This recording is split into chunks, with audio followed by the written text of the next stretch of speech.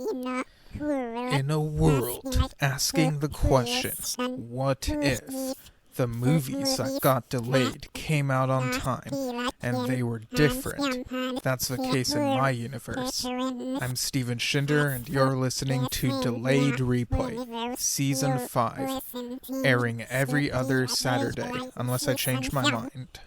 Hello, listeners. Welcome to another episode of Delayed Replay, that podcast where we recap and review movies that got delayed or didn't happen at all in that other universe, but came out in our universe. I'm your host, Steven Schinder, and joining me to talk about The Collective, the fourth of these collector movies. That came out in our universe, I think like a year or so ago or something. So we're finally talking about it now for this fourth anniversary episode for the podcast. So it is Greg who's joining me once again. How's your tummy? What did you eat? I had some nice burgers for dinner. So sound like I'm Ted all of a sudden. I had lovely Wagyu burgers with some barbecue sauce and lettuce, and had some mozzarella balls with pesto. Yeah, that does sound like Ted, the Collect Ted. Bit late to that one. Yeah, had him on the Imaginary episode not too long ago. So was a terrible movie. Yeah, and check out Ted's Booze Cellar, everyone, over on YouTube. But yeah, so 4 years of this podcast. You know, I started this podcast 4 years ago, and I guess at some point I got the Uno +4 card, and now here we are. Why? What's the +4 card have to do with it? It's a callback. It makes more sense if someone's listened to the Collected episode like right before this. Oh, I see. Yeah. I missed out on doing that. Yeah, I'm like the only one who did that, I guess. I was not prepared, sorry. No, yeah, there have been a bunch of episodes that have come out since then. Like that was a year ago, and yeah, it feels like so close yet so far. Time's really damn weird. What was the last one I was on? I think it was the Avatar, the Seed Bearer one. Yeah, it must have been, yeah. And then before that was The Collected, so it's been a while since I've been on there. I used to be on all the time. Yeah, I think you also did the Minions, or not Minions, Despicable Me 4 one in between as well. I guess because they come out, you'd like delayed the release of your episodes now, so it feels longer between them. Yeah, like movies come out on time in this universe, but because there are so many of them, like I end up having to wait a bit before talking about certain movies for certain occasions. Yeah. So yeah, and like the title of the podcast, Delayed Replay, really covers that. So, and on the previous episode, which came out on May 4th, I don't actually remember if I said May the 4th be with you, so I'm saying it here, but in reference to like the 4th anniversary of Delayed Replay, so May the 4th be with us all, I guess. And happy Revenge of the 6th. Yeah. Yesterday. Yeah.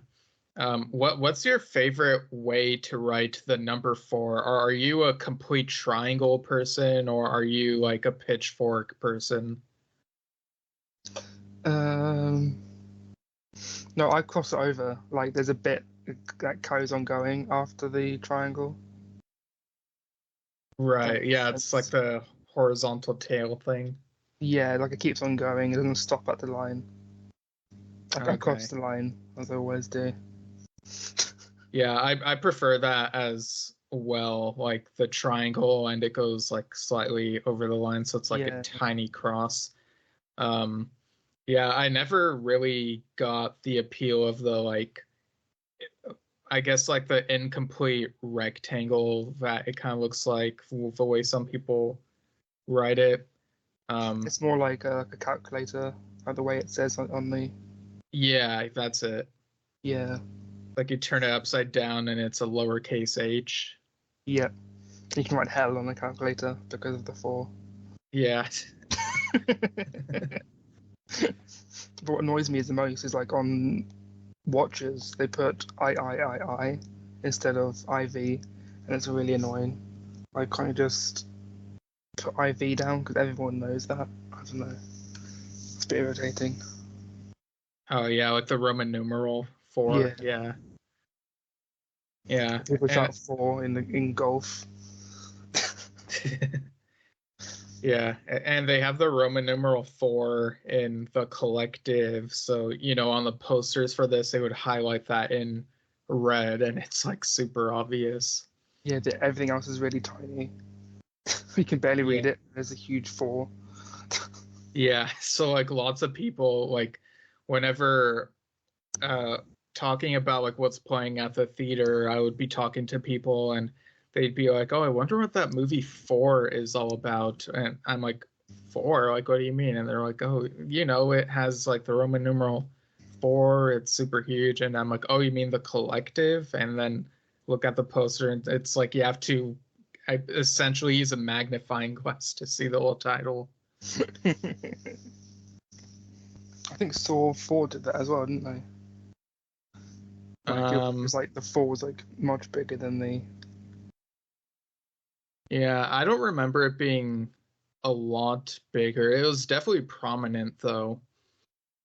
And like with you could kind of do that with Thanksgiving as well. That Thanksgiving horror movie by Eli Roth. I actually saw that recently, and it dawned on me that they pretty much set themselves up. Like if they ever make multiple sequels to that, they could like do like 4, 5, and 6, and just highlight the IV and then just the V and then the VI at the end. Or can be really pedantic, they can do the scream route and just change the M each time. Yeah. Yeah, Thanksgiving was a wild movie. It's like a That was, yeah. yeah. Yeah, Did some he of the on the Society? I can't remember. I think so. yeah, I don't remember. I just watched it with my roommate recently, and some of the kills were pretty interesting, and you had like some over the top stuff. And so when I the saw turkey that, basting. yeah, and so when I saw that it was directed by Eli Roth, I was like, oh, that makes sense. Like why it kind of feels like the tone of Cabin Fever. And I knew who I'm not spoiling it for anyone who hasn't seen it, but I knew who the like killer would be. I like actually figured it out. So I was kind of satisfied about that, but also wondering if maybe the movie made it too obvious. So like, I don't know. It was quite obvious, yeah. It's quite cool that it came from those Death Proof short trailers that they did. Hmm. You know those ones? Like the Tarantino, Robert Rodriguez stuff. Yeah, they had the trailers in between the double feature of Okay. Death Proof and Planet Terror. And they had, Eli Roth, and they had a couple other directors do some trailers. They had like Machete Goes to Space. Yeah, was it Hobo with a Shotgun, one of them? Yeah, and then there was also Thanksgiving, which is now a feature movie. Okay. I think Hobo with a Shotgun came out as well. Yeah, that It's not did the first become one. a feature length. Yeah. Just waiting for Machete in space. Yeah. That's the last one. Yeah. So yeah, we get into the collective, picking up from the end of the third movie, in which Arkin and Elena put the collector in this house to give him a taste of his own medicine, making him go through all these traps. And he lost a middle finger and a foot and was played by Chris Evans, but because his whole body got burned, they didn't have to worry about like using a lot of money to bring back Chris Evans, so it could just be like some guy in prosthetics. So yeah, they really lucked out on that, like as a way to save on the budget. But yeah, the collector is like about to open the door to the room where Arkin and Elena are watching from. So what'd you think of the way that this segued from that third movie, like pretty much picking up where it left off? Because I think at the end of Collected, Chris Evans started to open the door and then it faded to black, so he didn't know what was going to happen. And I think from the start of this movie, it starts from the same point of him opening the door, and there's just a big flash of white light, and you're like, oh no, what's in there? Obviously, we know it's Arkin and Elena, but they obviously don't suspect him to be there because I don't know why they wouldn't have cameras outside their door checking if he would be there. But it's a real shock to them that he's come through, and they definitely weren't prepared. Like this dude like charged at them, but like he didn't have any weapons on him. It was just like a huge fist fight. Yeah, and it was kind of weird that they didn't have a trap outside the door just in case, but instead what they have is a trap that's like in the corner of the room that they're in, so they like try to push him into that corner, and he's like hopping around because again he only has like 1 foot instead of like the full 2. But yeah, if they try to make him step on where the trigger for the trap is, but they're like, oh, this leg is missing a foot, so he's not stepping on it, and turn him around so the other foot steps on it, and then he steps on it, and like it activates this panel in the wall that like turns around and reveals this cup, and it's like full of really hot tea, and it just throws it like in his face. Obviously, he's already been burned, so it doesn't really faze him that much. He's like, ooh, tea. Yeah. But he says that kind of really English accent. Yeah. And he even says, the cruelty of man, but, in a British accent. Ooh, tea. Yeah, I don't know. Yeah, so they continue to struggle, but then Arkin and Elena are debating whether they're in over their heads and need to like maybe call local law enforcement. So yeah, what did you think of that decision right there? It's obviously incriminating them because it's all their fault in the first place. Because they have all these traps in this house, and it's like, well, what are they going to do? Then they like get the police in and then kill all the police? I don't know. Yeah, so they're trying to figure out what to do. They're arguing about the pros and cons of it. So they're like, you know what, let's just try killing him. And but then he manages to find a hidden weapon, which is like a spade, and he's like swinging that at them while trying not to like fall over. It's really weird. Yeah, like he almost like trips and then falls onto the spade himself. Yeah. Yeah, it kind of like slashes the side of his torso there. Yeah, he ends up, because he's trying to reach for their cell phones, and I don't know how like they let this happen. It's like kind of not really believable that he's able to overpower either of them, but he manages to get Arkin's phone, and he calls the police, but when he's talking, like they have trouble understanding him, kind of like not just because of the burns on his lips, but also because of the British accent. Bottle of water? You want a bottle of water? I'm sorry. Don't know what you're saying, mate. Yeah, so the police try to like track the location, and it feels like they're kind of like jumping through hoops of like what the procedure would actually be like in real life, because like I don't know if this is how it works. I guess they felt like whoever was calling was in danger, so they're trying to trace the call, and the collector throws the phone like down the stairs, and it's like still on. Like he makes sure he throws it far enough that it slides across the house, and there are like still some traps, so it's like it would be tough to get it before the call is traced.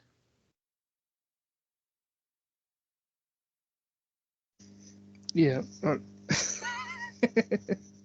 Right, so Arkin and Elena are like trying to get to the phone.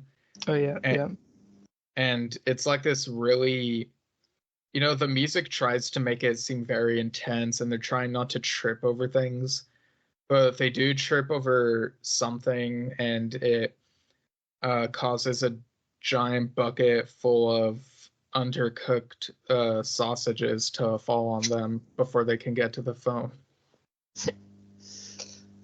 But the casing like splits up, so all the meat just like falls over them, and because now the stairs are all caked in meat, that they keep on like, it's not like in an animated show where the legs just like move on thin air, but like it looks like they're gonna like fall over constantly on the wet meat, and then you just see them like tumble down the stairs and almost hit another one of their traps, like because I have like a nail on the floorboards like ready to set up a trap, but like it like zooms in like it's like one of those slow motion shots. It just gets closer and closer, and it just stops just in time. You're like, damn it, I wish he'd die. Yeah.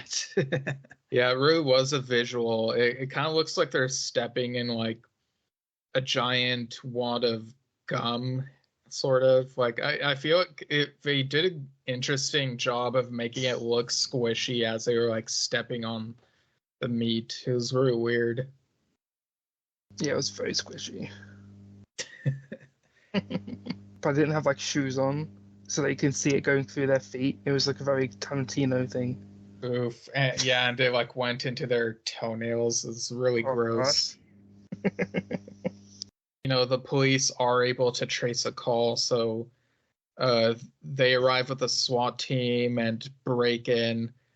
And there is like one trap that's like triggered along the way before the team gets to these three people. What'd you think of that trap that was triggered? Yeah, because obviously there was a trap on the front door, because it wouldn't have been. I don't think the collector would have tried to escape through the front door, but they had a trap ready, and it was kind of like the one from what was that Christmas movie? Not Home Alone. It was the other one. Home Alone 2? No, it wasn't a Home Alone movie. It was a Better Watch Out, I think it was called. Oh yeah. Yeah, the one we watched, the one that for the society screening. Yeah, it was like I had that paint bucket that like destroyed one of the policemen's heads. You just see like it come crashing down, and like the head just explodes in like a ball of blood. And they do the cliche line of being like, crap, he was just a day away from retirement. which is weird because the guy looks somewhat, he's quite young. Yeah, he's like really young, so it's like retiring. What? I didn't look like he was like a high ranking or anything. Maybe he just had like won the lottery or something, and he decided to retire early. But I guess he couldn't. Yeah, couldn't I guess enjoy his winnings. Yeah, so now that Arkin, Elena, and the Collector have been found, the Collector is basically hospitalized because of like all his injuries, but they all are given a court date, and they have to like all go to this trial and have people decide their fates. And you can really tell that they didn't do a whole lot of research about how the justice system would work in this type of situation. It kind of feels cartoony the way that the trial goes down. But yeah, what you think they would like try to figure out who whose fault it was. Like they didn't have any of those like interview scenes of like, oh, why you burnt up? Who did this?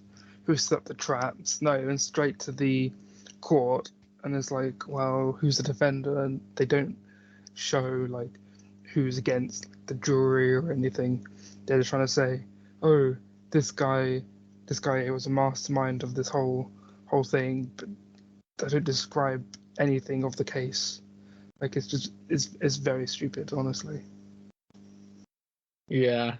It was very surprising that for like the lawyer character, they got Bob Odenkirk from Better Call Saul.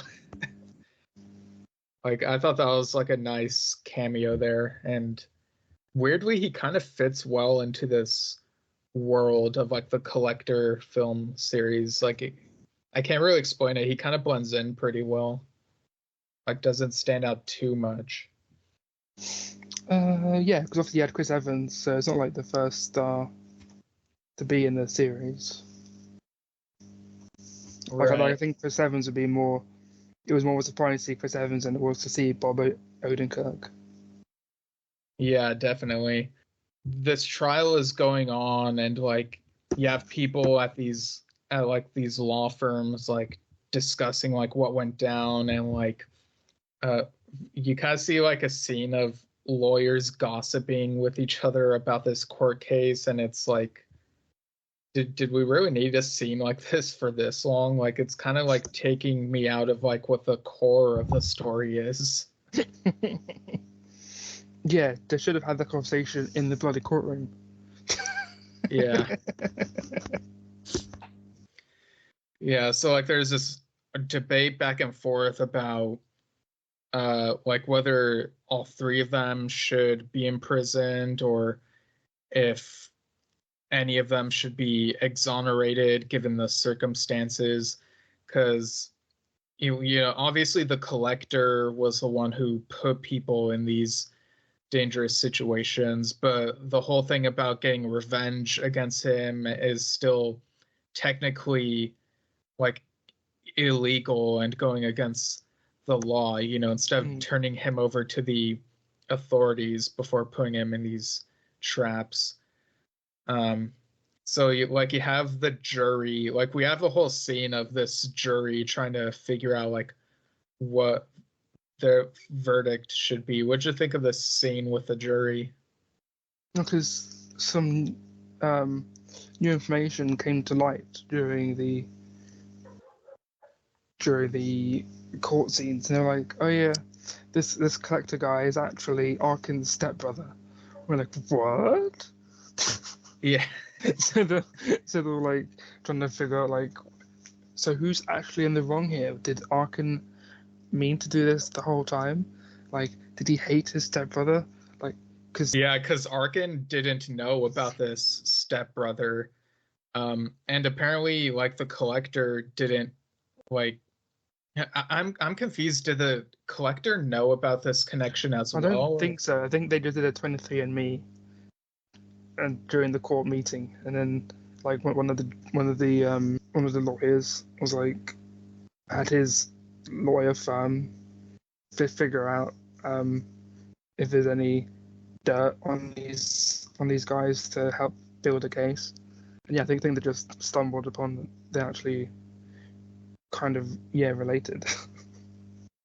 Yeah, and like even though it's a stepbrother relationship, apparently that's enough for the Collector to see Arkin as family, and he's basically like so they're stepbrothers because like the mom was like having basically ended Having up an with affair, yeah. Yeah, and then like she ended the marriage and then ended up with that other guy. Yes, that's it. And so that other guy had this son who was the Collector. But yeah, the mom kind of kept this whole thing a secret from Arkin. Like Arkin was aware that his parents separated, but she kept the knowledge of like the new marriage and her stepson a secret from him because she didn't want him to feel bad, was the explanation. Yeah, I mean, it turned out to be quite a weirdo. Yeah. Like, I don't think anyone would be proud, like, I created this monster.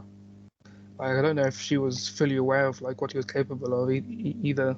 Well, they showed a bit of his backstory in the previous film, and I think it still kind of fits with this, but this also kind of feels like a new bit of info that they kind of just threw in, and it kind of feels like a soap opera in a way, which I guess makes this a little bit more like the Saw movies, because like in like the middle of the film series, it kind of started to feel like an ongoing soap opera in a way. Yeah, there's so much stuff going on in those movies. It would go back and forth all the time. Yeah. So once the collector realizes that he and Arkin are stepbrothers, he starts to try to bond with Arkin, and he's starting to be like, you know what, I really admire how you were able to put me in these traps. It just brings us closer together as a family. Together we can be a collective. Yep, and then the title sequence plays. Yeah, like midway into the movie. Yeah, it was like the Invincible ones. Whenever somebody would about to say Invincible, the title scene would play. So that's what happened. Yeah, he had like trying to recruit his stepbrother to like carry on this like family, or start like a family business of like torturing people in rooms. Yeah, those were his exact words. We can start a family business of torturing people in rooms. To be fair, now I think about it, torturing people in rooms wasn't just the Hostel series. Yeah, basically. And weirdly enough, this movie kind of becomes like Hostel as well, because like in a twist, you know, before the court verdict is reached, the lights go off, and Arkin, Elena, and the collector are kidnapped while like everyone else in the courtroom is like either taken out or outright killed. And so the three of them wake up in this mansion or manor or whatever you call it. And what we find out is that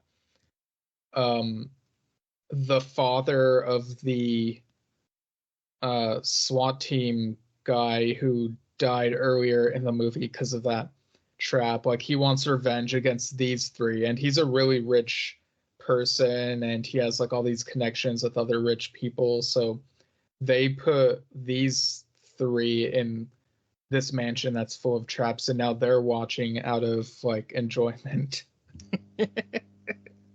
Like, here we go again.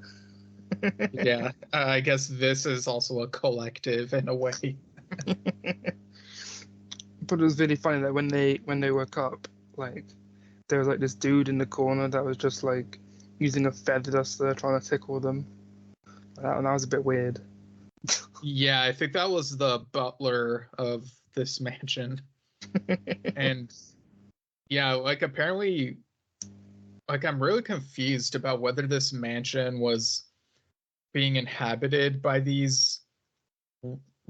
of these rich people, or if it was something that this architect character who's working with them designed and built herself. So like I'm really confused about like the origins of this manor or mansion, to be honest. Because I think they were live streaming it, weren't they? Like they're doing it to like a crowd of like paying subscribers. Yeah. Yeah, it's really weird that they would do that when they're like already rich. Was an extra little bit of money.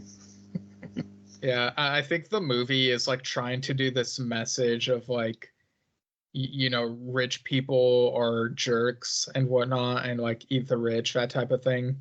And it's an interesting message. I just don't think that it does it in the most like it kind of does it in a nonsensical way, like without plot logic. So it kind of feels like the movie is trying to be like ascended horror film, but it kind of just like writing wise, it's kind of all over the place. Yeah, I'm not really sure. Are we supposed to be rooting for the Collector? Because, like, he's done a lot of bad stuff, but then so has Arkin and Elena, obviously, because of the last movie. So it's like, who do we actually root for? Like, do we need the rich people to kill them off?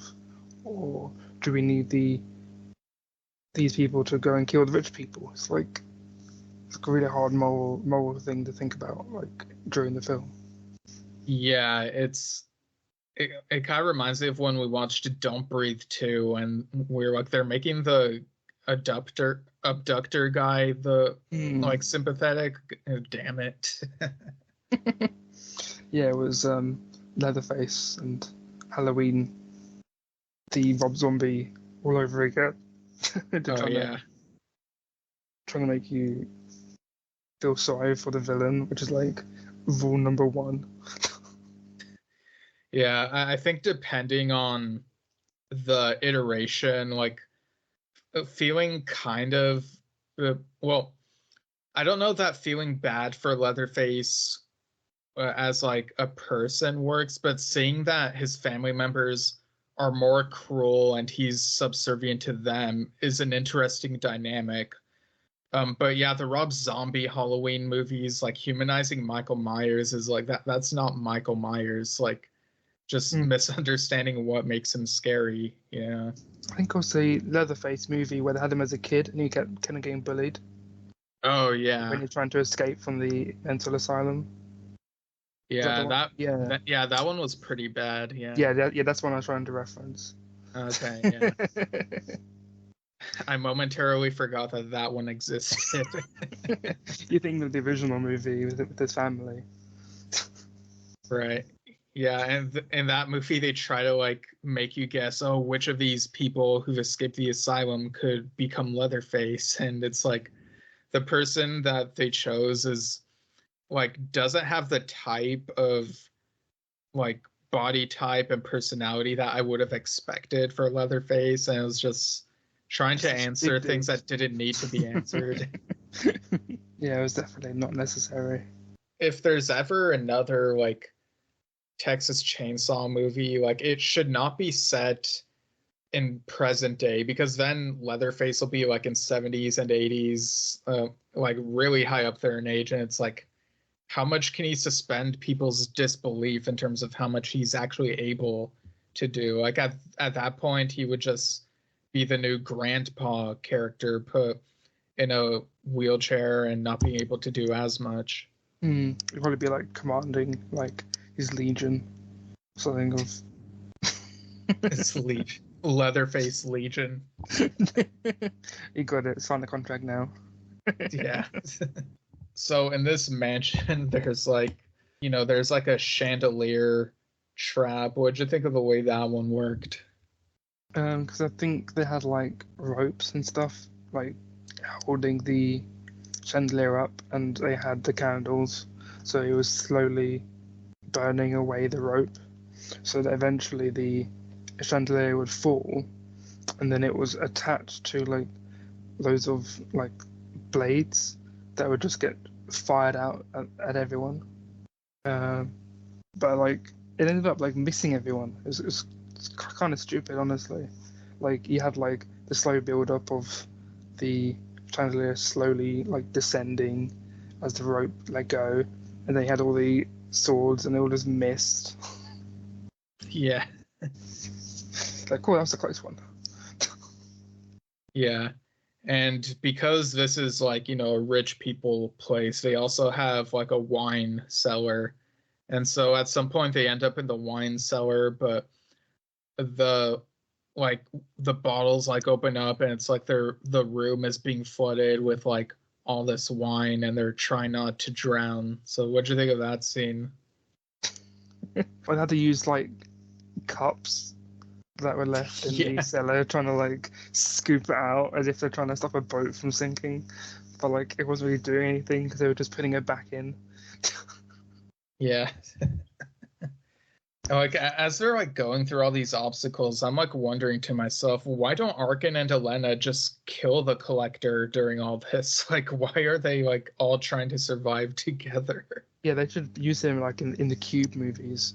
They should use him as like a test subject on these traps.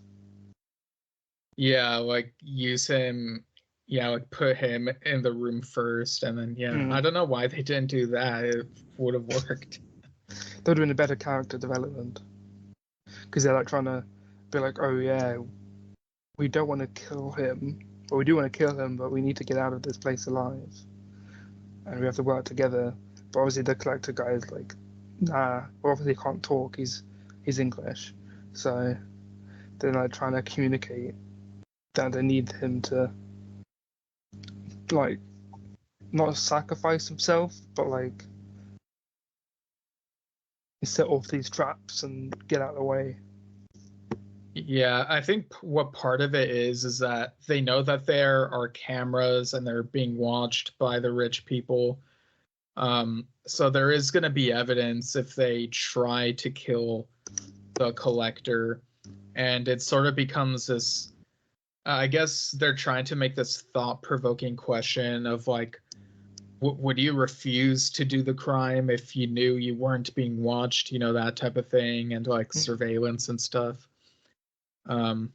So I guess they're trying to, think long term. Like if they do survive and the footage is found, then they don't want to be incriminated and like for sure be sent to prison if they do indeed kill the Collector. So like they would have to do it in self-defense, or they'd have to make it so that the Collector decides on his own to like put himself in a dangerous situation.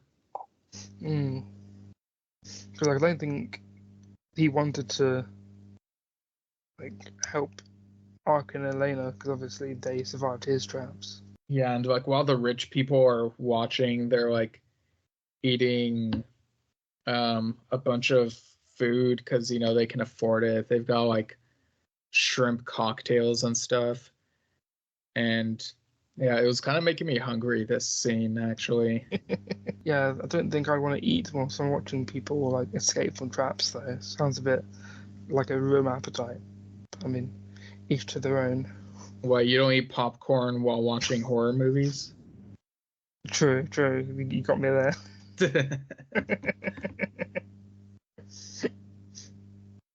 Yeah, so they're basically enjoying the show, and they're like placing bets with each other on like who will make it out alive, or if any of them will make it out, that type of thing. So really showcasing that even when people have a lot of money, they still want to gain more, apparently. Because I don't think they get paid a whole lot. It's more like, look at these people, look at what they did to my son, and look what's going to happen to them now. It's like just kind of just what Arkin and Elena did, really. Yeah. It's like trying to avert their own justice, because clearly the justice system in this universe is absolutely terrible. So don't blame them, really. Yeah. So like they're getting closer and closer to where the rich people are. But they get to like this laundry room. What'd you think of the traps that were here? I think they had one of the like washing machines with like, leaking water, and they had like all these cables which were like sparking, so they had to try to get across this area without like touching the floor, so like a game of the floor as lava, and had to like jump between all the devices and hang from the like what sort of like tubes and stuff on the ceiling. I'd try like shimmy themselves across, but I think the Collector guy he nearly fell in there. Like it zoomed in like really far, like his hair was like millimeters away from the water. Yeah, he has a prosthetic foot at this point, and it's like kind of tough for him, you know. But yeah, this floor is made of lava strategy kind of reminded me of an episode of Community where the entire school played the floor is made of lava. It was pretty wild. An adult TV show, wow. Hashtag 6 seasons and a movie, yeah. So yeah, like some of these rooms, it kind of feels like they're all right next to each other, and it kind of makes me feel like the architecture of this building doesn't make a whole lot of sense. Like it really does feel like it was made solely for the purpose of these traps. Yeah, we're just going from one room to another. Like there was no like corridors or anything. It was just room to room traps, really. Yeah. And they end up in a den where there are like bookshelves and stuff.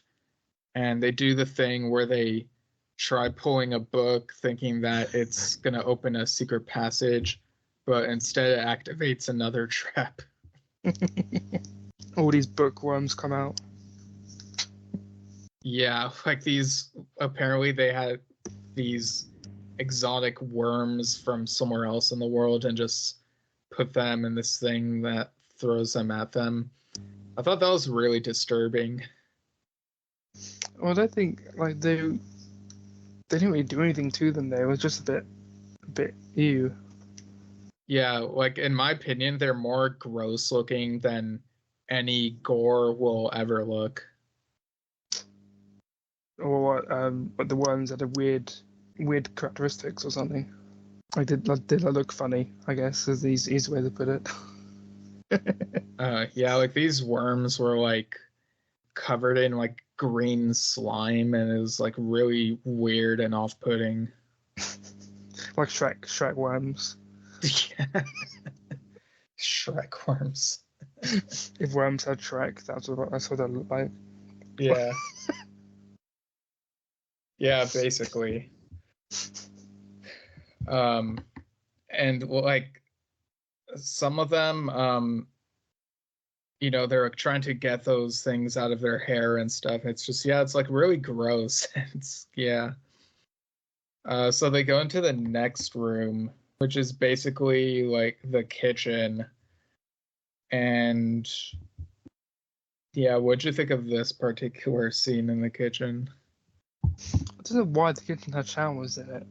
It was a bit confusing because like they were like washing themselves off trying to get all the goo off them, but then it also had like the kitchen sink and had like all the cupboards and everything, and then they went to go wash their hands in the sink, but like water didn't come out. It was like acid, and it started like destroying their hands. Yeah. And so the collector like has lost not just the middle finger, but like all of them now. He needs those fingerless gloves. Yeah. So they eventually get to these rich people. And what did you think of this little showdown confrontation thing? It was just all high and mighty, really, from both sides. They were like trying to tell who was in the wrong, who was in the right, but obviously the whole time they were both doing exactly the same thing to each other. So yeah, like the collector has this monologue where he's basically like, don't you see? We are all the same. It's in our nature. We are a hive mind, a collective. Like the amount of times they said collective in this movie was just way too much. it was like family. Yeah. The collective's family. It's like we are the collective. Yeah. C is for collective. Yeah. So they basically like all try fighting each other. The three characters we've been following basically like try to elbow the rich people in their faces because, you know, of what happened with their fingers. They do throw some kicks in there, and then the collector like loses his prosthetic foot while trying that as well. And I mentioned that there was like a lot of food in this room, the shrimp cocktails and stuff, and there was also like some crispy chicken with some peanut oil dip. And what happens is like in the course of this messy fight, the peanut dip or peanut sauce or whatever falls onto the collector, and he's like, "Oh no, I'm allergic to peanuts." And so he's basically that's what's killing him here instead of like an actual trap. Yeah, that was honestly the most funny thing out of all the movies was the way he died. Yeah, and there was like it did kind of remind me of the Peter Rabbit controversy, but I think the difference here is that this is a horror movie and not a kids movie. So I feel like in a horror movie, it's more fair game to use something like that. But they did insert a disclaimer, like during the end credits, saying, "We did not intend to offend anyone who has any allergies." So if you have peanut allergies, please contact your local doctor. Yeah, they had like the phone number and everything. Here's your peanut allergy helpline. Yeah. So yeah, what'd you think of the fates of Arkin and Elena here?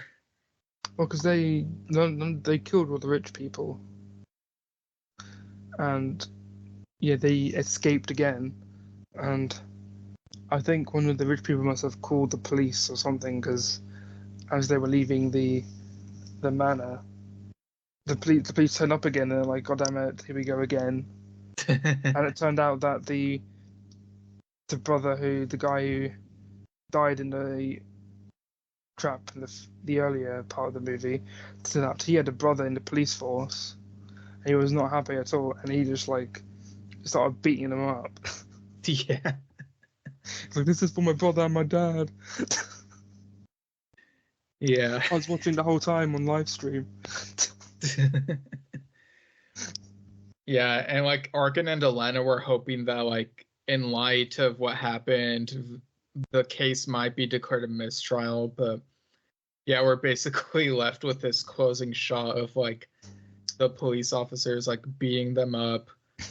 And then, but you also have like people around the world talking about the live stream and being like, "Oh my gosh, did you see what happened?" And it's, yeah, like kind of Thanksgiving vibes with the live stream, I guess.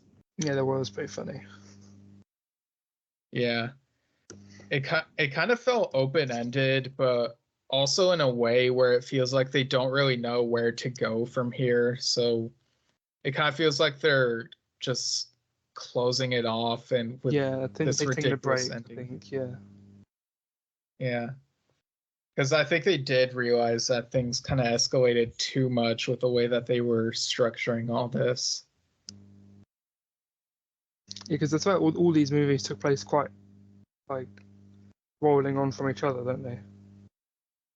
Yeah, they all feel like almost completely back to back. Yeah.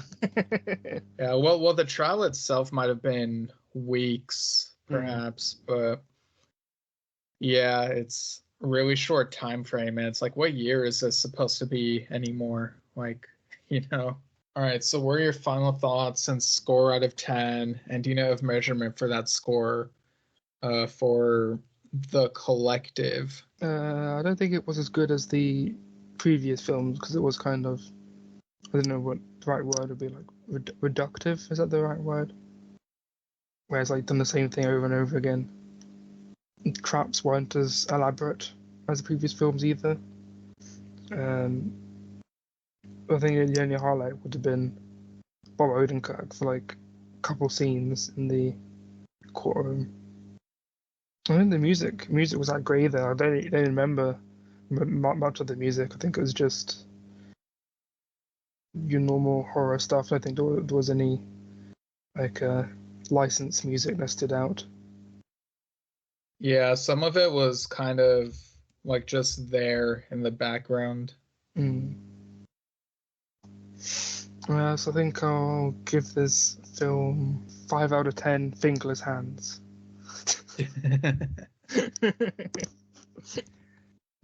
Nice. Yeah, I think this is definitely the worst of the four. And it did feel like some of the same stuff, but they were trying to make it bigger, but having it in a mansion. But like you said, it felt really repetitive, like just the trajectories that they went, and it didn't really feel that inventive. Like I think they were trying to make it. Um, I'm glad this one wasn't 3D like the previous one because that hurt my head. But even with showing restraint there, like it still feels like they didn't put out a product that could have been really good, really. So I'm gonna give this 4 out of 10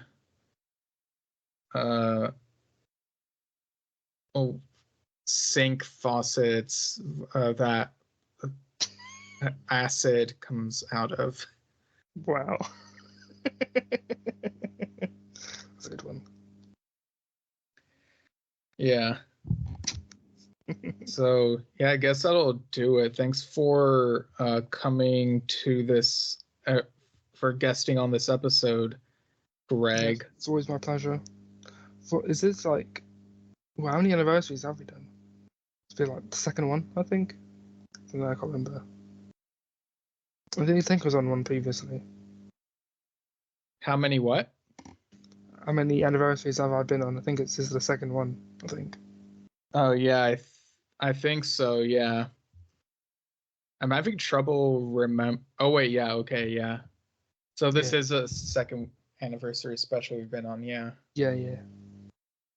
Nice. Yeah. And there are other episodes coming out throughout the rest of this year for this season 5, every other Saturday. And people can email delayedreplaypodcast@gmail.com. Let us know your thoughts on stuff you collect. I don't know. People can just say what they collect. I collect people's hair.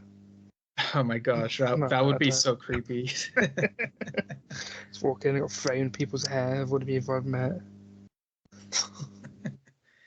Yeah, that would be a red flag there. But yeah, I guess that'll do it for this one. And without further delay, have a good day. And may the 4th anniversary of Delayed Replay be with you. Alright, so thanks for tuning in to this 4th anniversary special.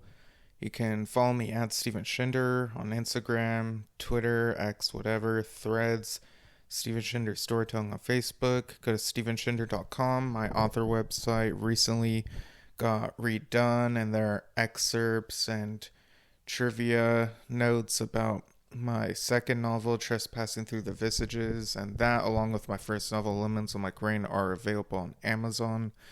And you can also find me on Letterboxd, Goodreads, Yes Shift, the vlog/podcast I do with my dad about the band Yes.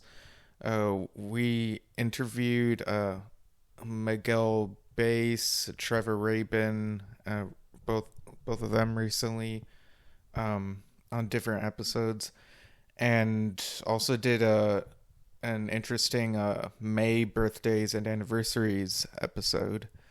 So yeah, and thanks for tuning in to this podcast for these last 4 years.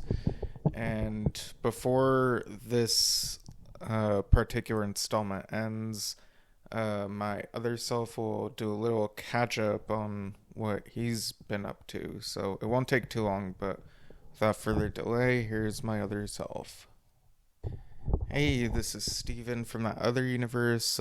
Busy time, been traveling around, so this might be kind of brief, but just a quick catch up on what I've been up to, what I've been watching.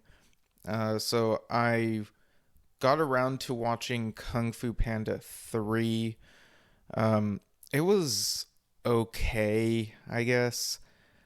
I kind of do understand the criticisms that it feels more like the like part of a Kung Fu Panda TV show than another one of the movies. And I definitely got that vibe, but Poe is surprisingly like not as mature at the start. And I thought the ending was predictable. I won't say what it was, but yeah, so it was okay. I did go see Kingdom of the Planet of the Apes, and no spoilers here, but I loved it. And I did a non-spoiler video review that's up on my YouTube channel, Steven Shinder Reviews in video form. So go ahead and check that out. And on there, you'll also find my spoiler review of Tales of the Empire. The recent Star Wars animated anthology miniseries thing. But speaking of animation and Disney Plus, X-Men 97 wrapped up, and again, I won't say what happens, but I think it was really well done and leaves you wanting to see what happens in the next season. I think people are slowly, or maybe not so slowly, realizing that live action is the inferior medium when it comes to superhero fiction adaptations. It's really funny how, in the 90s, people were so used to superhero stuff as cartoons, maybe even Saturday morning cartoons, if that was what some of them were. And then it felt like, oh, we're trying to take it seriously now, going to the 2000s, continuing to doing more live action adaptations than ever before, possibly. Because there were adaptations over the decades. It just feels like that, like the turn of the millennium was kind of the turning point of trying to take things more seriously, make it feel more like it's part of our world while also displaying some of the powers of the superheroes. And gradually the comic bookiness was more fully embraced. I would say by the mid 2010s ish. But lately, people have been, watching Invincible and X-Men 97 and be like, and also the Spider-Verse movies, and it's like, why do people value live action more than animation in some places? Because, like I've said before, with animation, you don't need to worry about, oh, they're not going with this actor like Ben Affleck or whatever, and it's like people can't Henry Cavill, and it's like people get too hung up on the live action actors when it comes to some of the movies and whatnot. And with animation, you don't have that problem quite as much, and you're able to do more. So yeah, I don't know, it just got me kind of thinking. I also finally got around to watching Dead Boy Detectives, the Netflix show based in the Sandman universe. I thought it was pretty solid. There is someone in the opening credits named Dana Shinder, who I think also worked on the final season of Doom Patrol. I could kind of see that aesthetic in the opening credits, which are cool to look at. But yeah, the show was great. The characters had some interesting dialogue, and I really wonder if this will be considered successful enough to continue in the Sandman universe. So I kind of wonder if maybe I enjoyed this more than I enjoyed the Sandman TV show. But yeah, I don't know. It was different from some other stuff and interesting, so I recommend it. And the Yes song "Owner of a Lonely Heart" was in the third episode, funny enough. I also finally got around to watching the Spiderwick Chronicles TV show that's on Roku. It's funny that Disney Plus passed on this, because it feels like it does kind of have a Disney Plus Goosebumps vibe, which is to say, it kind of leans a bit more into the teen drama in some places. And overall, I wasn't that impressed with this adaptation. Like the casting was great, but the tone and like when I think of this show, like the overall look and feel of it, it makes me think more of indoors than it does outdoors. You know, I don't, when it comes to the Spiderwick Chronicles, you know, the books, I think of the outdoor adventures that they go on and not like the city or whatever. So, and it looks like they were hoping that there'd be a season 2, which I don't know if that's happening, but I think I kind of heard that the viewing figures were somewhat impressive for this. I could be wrong, but yeah, I don't know. This kind of left me feeling not quite the Spiderwick Chronicles book feel. So, kind of a bit to be desired. Let's see what else. Oh, I also have been watching Star Trek Discovery, so I'm very curious to see how that wraps up. I went with a couple people to our Frasier remakes art show in Los Angeles, and there are a lot of great, impressive pieces of Frasier fan art. Like there was 2D stuff and 3D stuff is really cool, and a few of the cast members from the Frasier revival were there. You know, the newer characters, actors, and we were able to get a picture. So all of that is on my Facebook, which is the photo album is public, so people can check that out. I wore my Doctor Who shirt at the event and had to explain what Doctor Who is to someone. But yeah, I've also been keeping up with the new episodes of Doctor Who, reviewing those on the aforementioned YouTube channel. So yeah, it's pretty much it. I'm traveling, checking out comedy stuff and seeing friends. So yeah, that's it for now, and without further delay, have a good day.